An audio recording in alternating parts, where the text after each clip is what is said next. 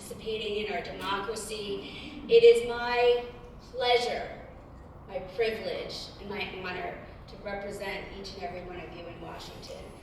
And I told folks on the campaign trail, I'm going there to represent everyone in this congressional district, to give a voice to people who might not have had their voice heard before, and to represent the best interests of all the people who I had the honor of representing.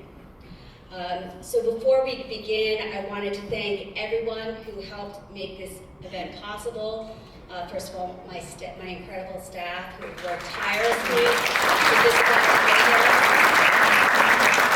I'd like to thank Hofstra University and President Poser and Professor Parati for moderating tonight's town hall. Thank you to our Girl Scouts who did and thank you to Brenda Bernage from Calvin. You get to seek committee assignments. I deliberately, in seeking certain committees, looked for committees where I thought there was a lot of opportunity to serve my district and also opportunities to find bipartisan support for programs so we could actually get things done for the district. So I was lucky enough to be assigned to the Transportation and Infrastructure Committee and the House Science, Space, and Technology Committee, which are two of the most bipartisan committees in the House of Representatives. And on TNI, I'm fighting to improve Nassau County's infrastructure, repairing our heavily traveled roadways, bridges, and bringing home federal dollars for the busiest commuter rail system in the country. Also to ensure clean drinking water, which is a big issue on Long Island. We have historic plume contamination that we're dealing with, as well as emerging contaminants in our water. We're also looking to strengthen our emergency preparedness against natural disasters and protecting our shoreline. In fact, last week I was at an event and Lee Zeldin happened to pop in, and I asked him to please take the time to meet with me and the rest of the Long Island delegation, because he can remember where he came from and how important it is to be prepared for the next Superstorm Sandy. We know it's not a question of if, it's just a question of when, and how important it is to protect our shorelines and preserve our natural beauty here on Long Island. On House Science, I'm working to bring good paying jobs home to Nassau County to make sure that we continue to direct funding to STEM education. Instead of cutting funds to education, we need to be enhancing our funds to education. And I think every SST, Science, Space, and Technology, hearing that I participated in, people are talking about how we have to be the first to Mars, we have to have the first person back on the moon, we have to do this, we have to do that. And my question to all of our witnesses is, don't we need to invest in education so we have students smart enough to figure out how to get people to Mars? So I've co-sponsored a number of important bills, and I'm working with my colleagues on both sides of the aisle to advance them through the House. Those bills include legislation to restore the full SALT deduction, unfair double taxation that we've been experiencing here on Long Island, legislation to reinstate veterans who are unfairly fired from their and bipartisan legislation to reduce the administration's influence over tariffs and trade policy.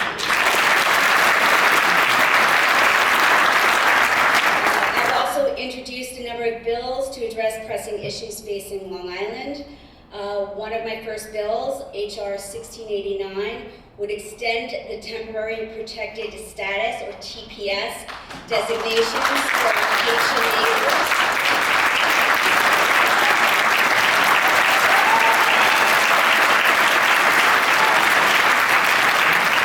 These are people who came to this country lawfully.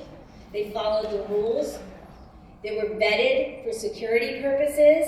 They've come here and they've gotten asylum here because they faced unspeakable violence in Haiti. This is a bipartisan piece of legislation as well. Mike Lawler has co-sponsored this bill with me. During my press conference talking about this bill, we heard a speaker talk about how someone that he knew back in Haiti saw again force a mother to watch her baby be burned. Sending people back to Haiti is the equivalent of a death sentence. We must protect our Haitian communities. I've also introduced just last week a bipartisan bill that is aimed at expanding research into preventing youth suicide. We have a mental health crisis in our country. It's something that affected my life when I was a young woman. It's something that's affected my village.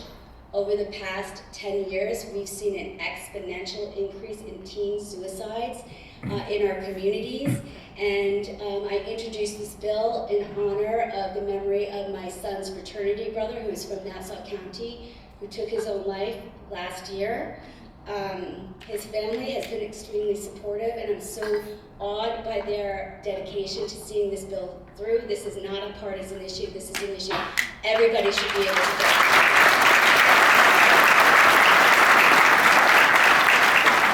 So, back when I was campaigning to be your Congresswoman, I said I will work with anyone from any party to address the issues that are facing Long Islanders, to bring down our cost of living, and to make our lives better. And I'm fully committed to doing that.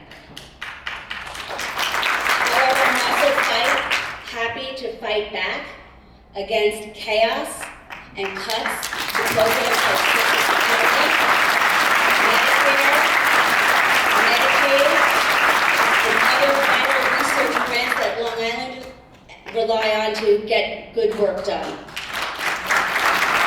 I'm also very much in favor of government efficiency, of eliminating waste, fraud, and abuse in government. Any of those of you who remember my campaign for Town of Hempstead Supervisor, that was a main part of my platform, as well as doing it with complete transparency. We can cut waste from government, but it must be done in accordance with the law. And it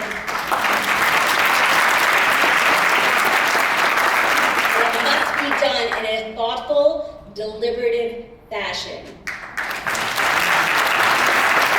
The president has said that he wants to do it with a scalpel, not a wrecking ball, but so far all we've seen is the wrecking ball.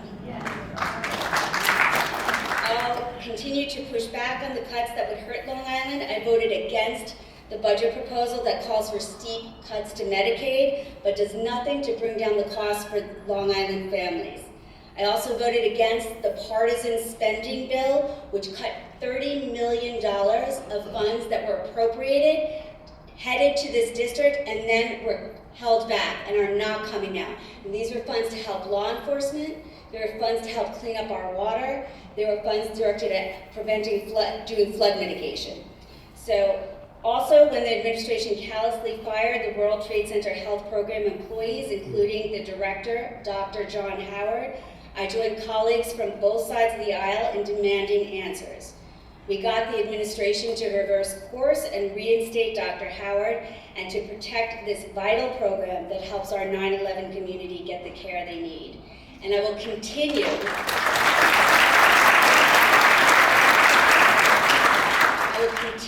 to fight in Congress to get a full funding fix for the World Trade Center Health Program, which is vital so much to the people who live in this district and on Long Island.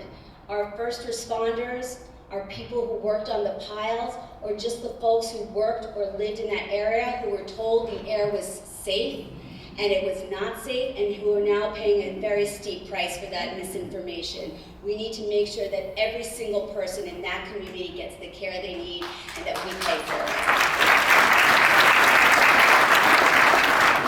I also joined a bipartisan letter highlighting the importance of protecting NIH grant funding that funds groundbreaking medical research at Hofstra and other institutions.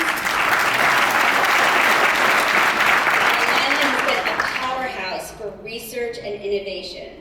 And this short-sighted funding cut means that cancer research and medical trials could be stalled. A federal judge recently froze the funding cut, but I'll continue to use my house on the Science Committee to advocate for this critical research.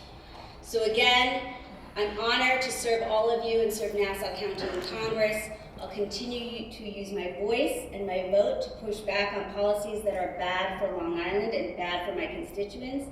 And thank you, Professor Parati, for facilitating tonight. And with that, I think we'll head into the questions, starting with yours. Audience member asks, constituent asks, how will you work with Republicans to eliminate the SALT cap? How? So this obviously is a hugely important issue for Long Island, for New York, for this district. And so immediately upon entering Congress, I wrote a letter to the administration stressing the importance of the SALT deduction and how dramatic an impact it has on the bottom lines of the people who live here. I joined the bipartisan SALT caucus, which has representatives from both sides of the aisle, both from New York, from New Jersey, from California, from the states that pay the highest taxes and really need this relief. I also co-sponsored a bill with Congressman Garbarino to reinstate the full SALT tax deduction.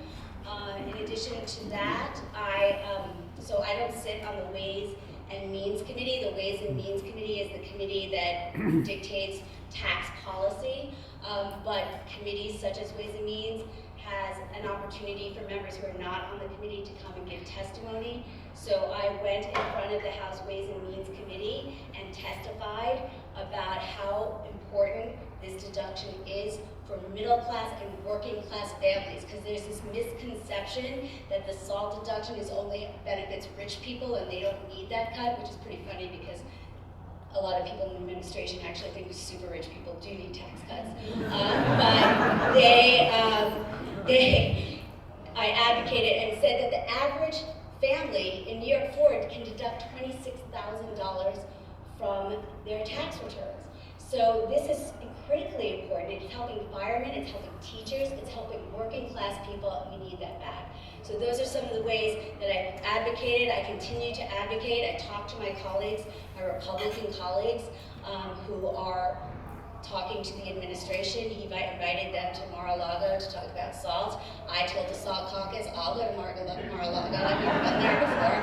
I'd love to talk to the president about SALT, but I was not invited. But I will continue to advocate for SALT as we now move through the appropriations process. What are you planning to do to protect Social Security?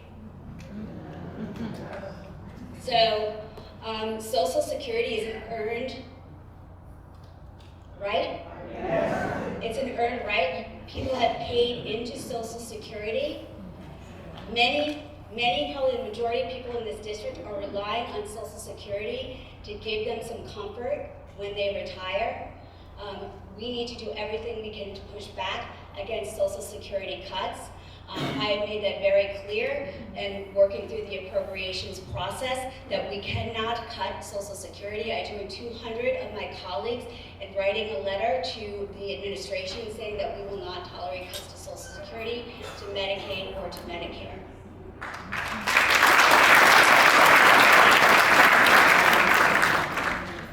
What are you planning to do to oppose Trump's illegal removal of migrants?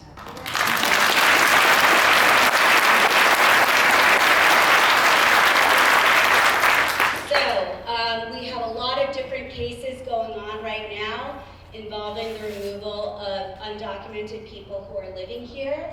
To be very clear on one point, I, like the majority of Americans, do believe that people who are undocumented and who commit crimes should be deported.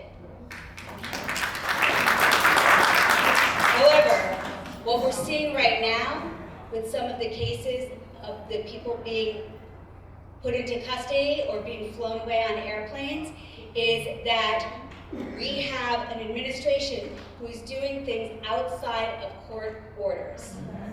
And that is not what our nation is built on. We, as a nation, have survived for nearly 250 years, guided by the sanctity of the rule of law.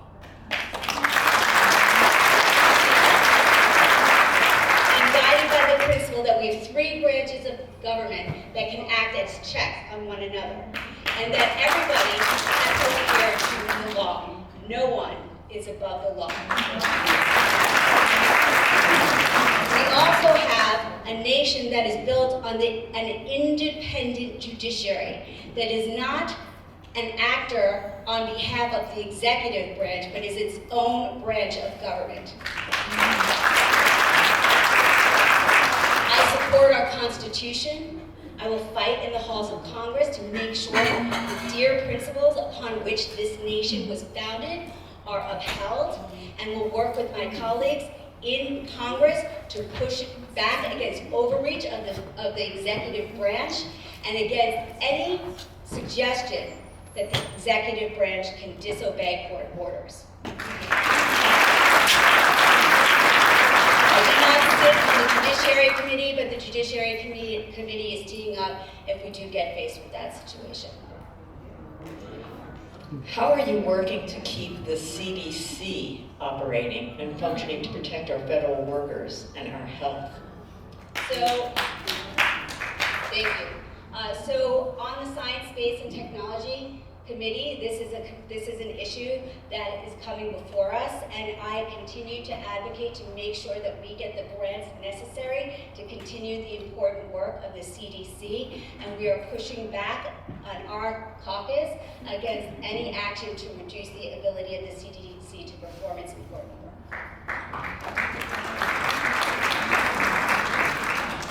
What are you doing to ensure older residents in our district have access to affordable health care and support services?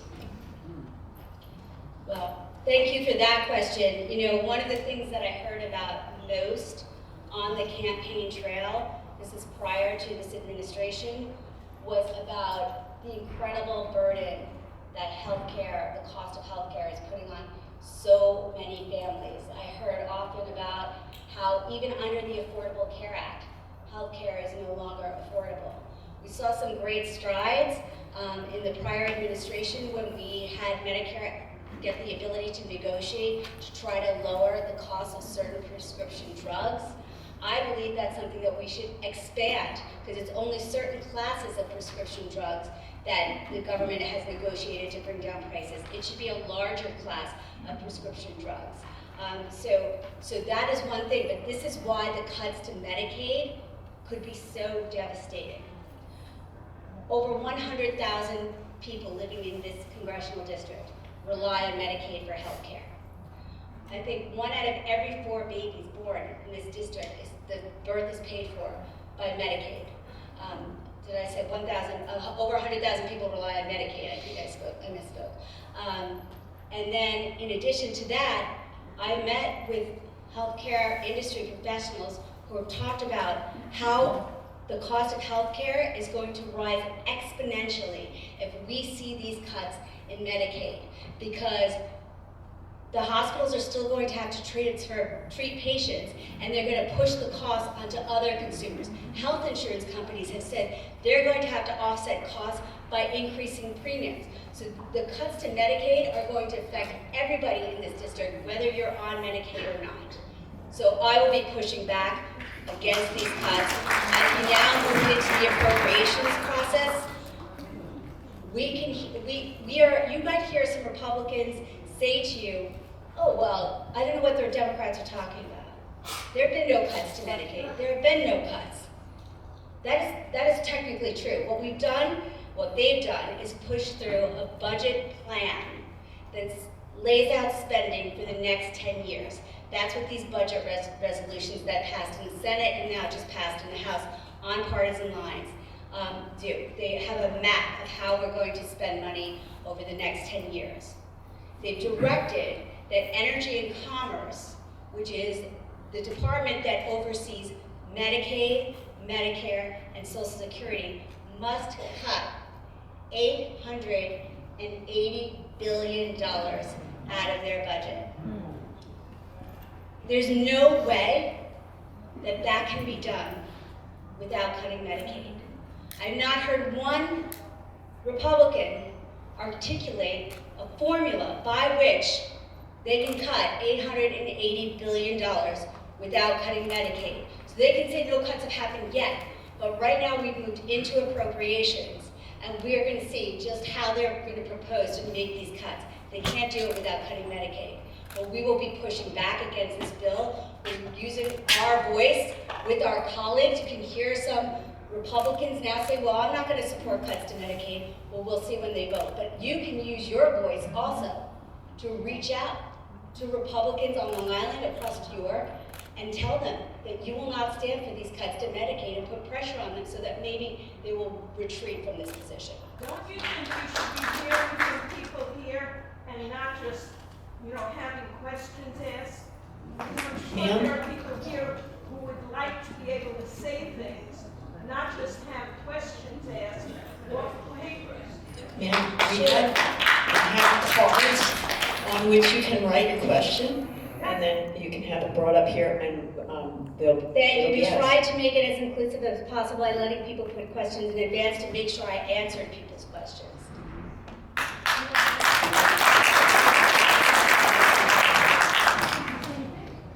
Next question, why hasn't Congress stepped in to prevent a global trade war? Question about tariffs.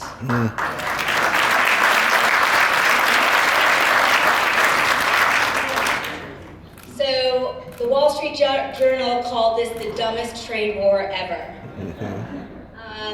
Article 1 of the Constitution gives Congress the power to dictate trade policy. Over the years, we've seen Congress kind of cede some of its powers to the executive branch through a variety of different acts. However, what we've seen happen with this administration has been absolutely devastating. Trade tariffs are on, tariffs are off. Well, it's going to be 10%. No, it's going to be 100%. No, it's going to be 150%. No, it's going to be Canada. It's going to be Mexico. No, it's going to be everybody. No, it's not going to be everybody. It's going to be wine. It's going to be whiskey. It's going to be steel. It's going to be aluminum. It changes every day. This is devastating to the global economy and to business and to the stock market. There's one thing that business community likes. It's stability and predictability. I've heard from people in this district who have construction companies. They don't even know how to price jobs because they have no idea what the tariffs are that could be important to the material that they need to do their jobs. I heard last week from a business in this district that imports household goods. And they said, yes, at times tariffs in limited fashion can make sense to incentivize production at home, but to incentivize the production at home of low-priced goods, first of all, it would take an incredible capital investment that companies aren't going to want to make. It would increase the price of goods so much that people wouldn't buy them. And it's just been devastating to their business. Right now, they don't know. They're holding off on orders. So they're decreasing the supply because they don't want to order now because it might be really expensive this week, but if the trade policy changes next week, it could be different. So all these businesses are saying this is going to impact, one, the availability of goods, two, the price of goods, because if they're not bringing them in because they're going to wait for the price to go down, the supply is going to go down, so the price is going to go up. It's going to impact jobs here. And I heard from somebody yesterday how a person who just retired saw $60,000 disappear from their 401k over a couple of days. The stock markets are tanking. We're seeing $1 trillion of money wiped away in just a few days, and people's 401ks are disappearing just when they need it most. There are people who have time to ride out the stock market and wait for things to get better because they need that money now. So there's a bipartisan and bicameral bill, the Trade Policy Relief Act, that has, again, bipartisan support. In the House, Don Bacon is a Republican, and Josh Gottheim is a Democrat, who are co-originators of this bill, and it's to reassert Congress's authority over trade policy, that any tariff implemented by the administration has to be reviewed by Congress within 60 days, and that at any time Congress can stop a tariff that they don't agree with. I think that's really important for this branch of government to reassert its authority over the trade policy. I've signed on to that bill. And I'm hoping it'll get through the House and the Senate. We have to keep our Republicans with us in order to make that happen, because many of you probably know, the House of Representatives is a majority rule place. You can't get anything to the floor unless the majority lets it get to the floor. There's only one way that you can get around the Speaker of the House of Representatives, and that's through a process called discharge. But even to get a discharge petition signed, you need Republicans to sign on to the discharge petition with you. We actually saw this happen a couple of weeks ago because one of my colleagues, Congresswoman Pedersen from Colorado, had a baby in December. And so right now, she can't vote unless she comes to Washington. And she's on maternity leave with her baby. But now, when we have really, really crucial votes, like votes on the continuing resolution or votes on the budget, she has to come from Colorado with her infant and come back to DC. So the discharge petition was to allow people on maternity leave to vote by proxy. Anna Paulina Luna, a Republican from Florida, had a baby, I think, last year. She faced the same situation, so she paired up with Brittany Pedersen, and they circulated this discharge petition. It really doesn't seem like it should be that controversial, but mothers nursing a baby stay at home and vote by proxy. You can set up any kind of security to make sure it's the right person. And so it was moving through the House. They got lots of Republicans to sign on, and then Mike Johnson killed it with a rule. So he got some people, he got Anna Paulina Luna to back down, and so he killed it with a rule. So that's the only way to get something to the House without being in the majority. So we'll see if we can get these bills to the floor. But the more pressure that our colleagues feel to uphold the rule of law, the more likely they might be to join with us on some legislation.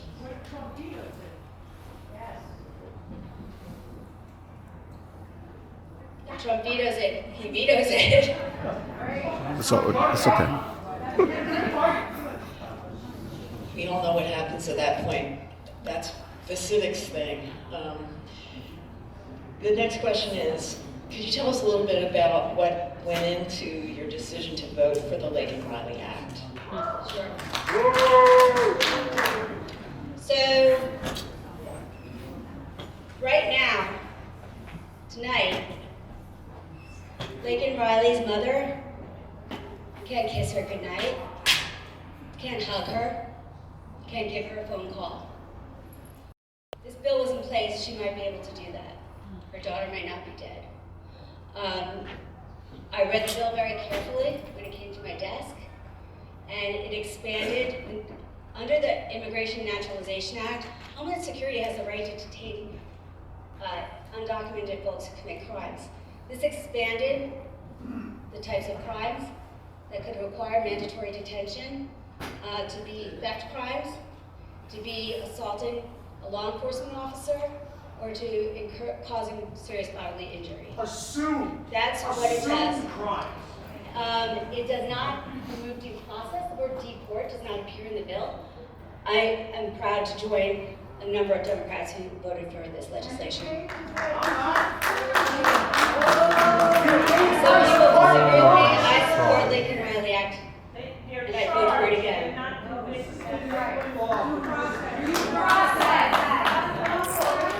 understand a lot of feelings. Please,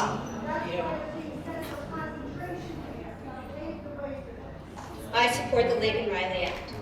And you should be ashamed of yourself. well, we're here to ask questions. I understand there's a lot of motions about this, but this bill, I support.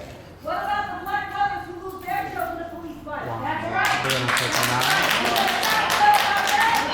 I support deporting and mandatory detention of people who commit crimes. We have a question about the environment. I'm being kicked out for asking a question. Democratic district. Hard-fought environmental protections, most notably federal standards. Free Palestine! Please, let us just proceed with the questions. Appreciate your, please let us proceed. Please let us proceed. If have a question about environmental protections. Hard-fought environmental protections, most notably federal standards for TCE and PFAS, forever chemicals, are in danger of being eroded and lost. What can and will you do to make these protections permanent? So this is an issue that I had to deal with as town Hempstead supervisor. We had our own water department.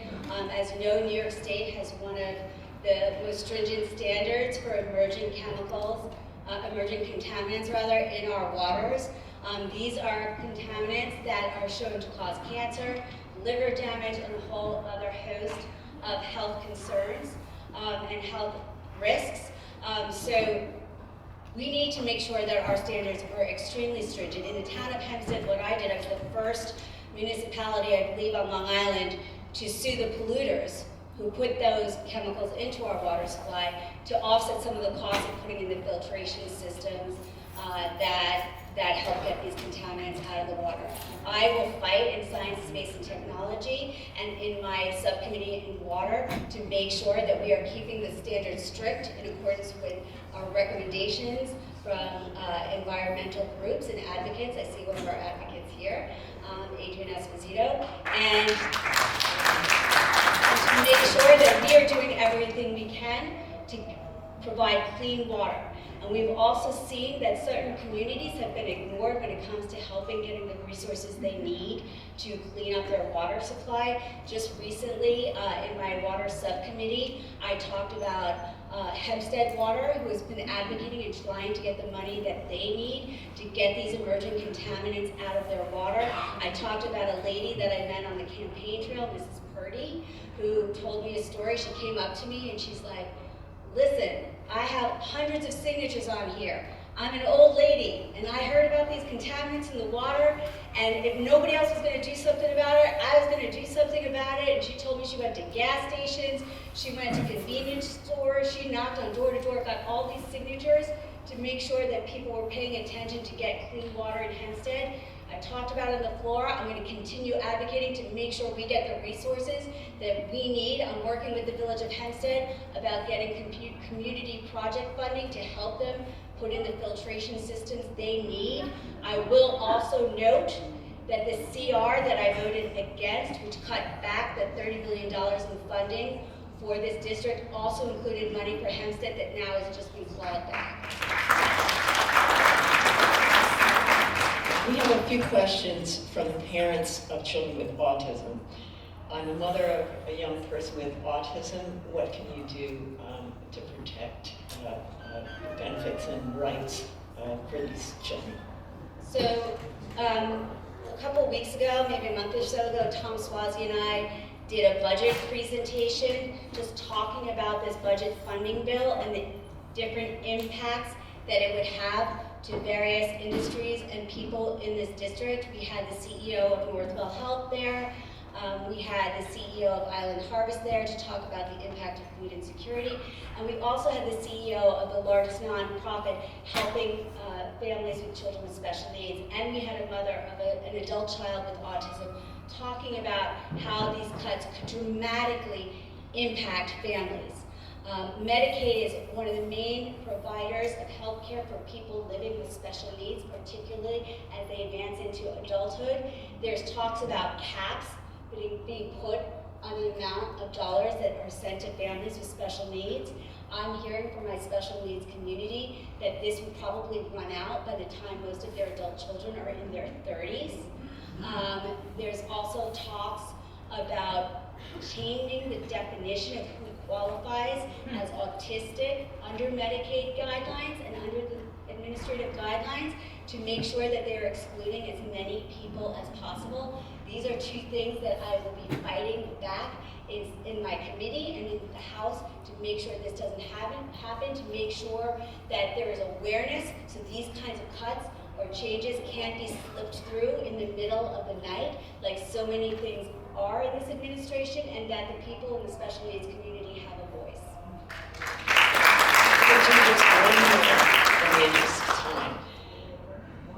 With Long Island in desperate need of infrastructure repair, how do you plan to use your committee assignment to address the roadways and vital safety improvements?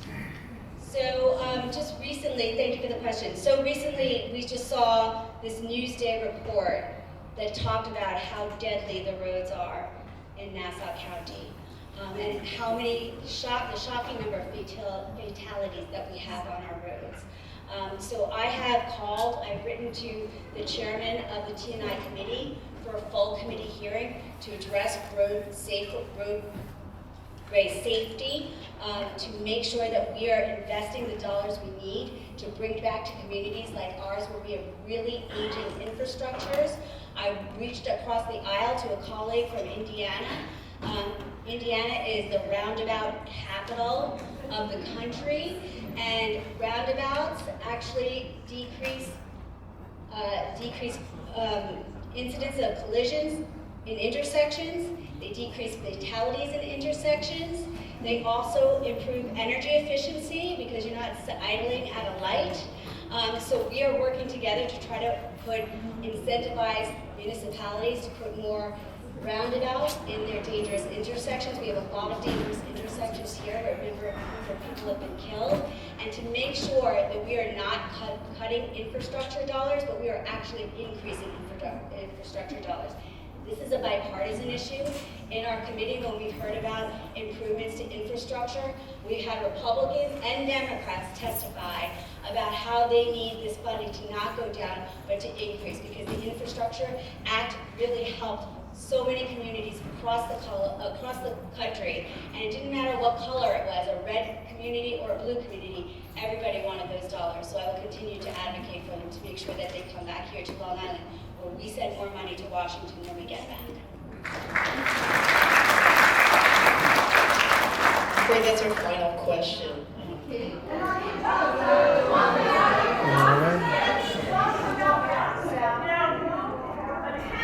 So we had a process to take questions.